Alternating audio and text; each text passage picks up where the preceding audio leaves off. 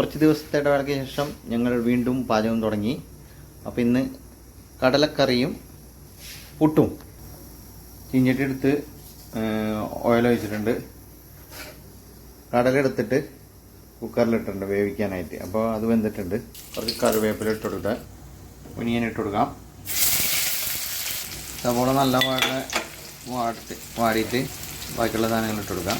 പുട്ടിനുള്ള പൊടി കുഴച്ച് വെച്ചിട്ടുണ്ട്. ഇത് ഓട്സ് പുട്ടാണ്. ഒന്ന് വെറൈറ്റി ആയിട്ട് ഓട്സ് പൊടി കൊണ്ട് പുട്ടുണ്ടാക്കാന്ന് വെച്ച്. വെളുത്തുള്ളിയും ഇഞ്ചിയും കട്ട് ചെയ്ത് വെച്ചിട്ടുണ്ട്, ആയിട്ട് കൊടുക്കാം. നല്ല പോലെ മിക്സ് ചെയ്യാം. നല്ല പോലെ വാടി വന്നിട്ടുണ്ട്. അപ്പോൾ ഇത്തിരി പച്ചമുളക് ഇട്ട് കൊടുക്കാം. കുറച്ച് ആലു ഇട്ട് കൊടുക്കണം, ഉരുളൻകിഴങ്ങ്, കുറച്ച് ഉപ്പ് ആവശ്യത്തിന്,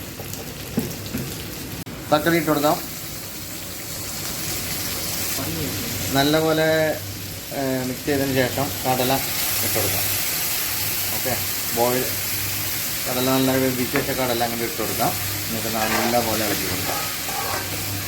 കടല ഒന്ന് വേവണ സമയം കൊണ്ട് പുട്ട് റെഡിയാക്കിയിട്ടുണ്ട്. അപ്പം ഓക്കെ, നല്ല പോലെ കടല, ഉരുളൻകിഴങ്ങ്, തക്കാളി, സവോള ഒക്കെ മിക്സ് ആയിട്ടുണ്ട്. ഇനി നമുക്ക് മസാലകൾ ചേർത്ത് കൊടുക്കാം.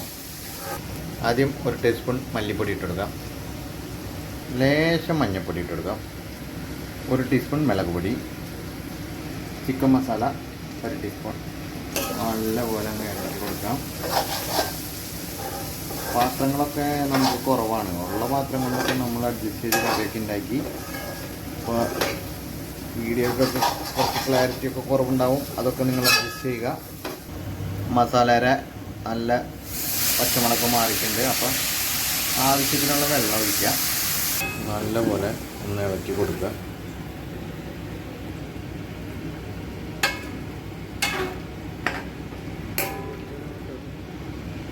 നല്ല പോലെ അടച്ച് കുറച്ച് വറ്റിച്ച് കഴിഞ്ഞാൽ നമ്മുടെ കടലക്കറി റെഡി. പുട്ട് റെഡി ആയിട്ടുണ്ട്. പുട്ടിൻ്റെ ആവി വന്നിട്ടുണ്ട്. അപ്പോൾ ഇന്നത്തെ പുട്ടും കടലയും.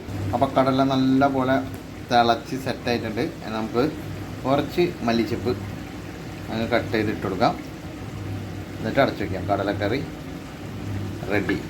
ഓക്കെ, പുട്ട് റെഡി, കടലക്കറി റെഡി. അപ്പോൾ മറ്റൊരു വീഡിയോ ആയിട്ട് പിന്നെ കാണാം.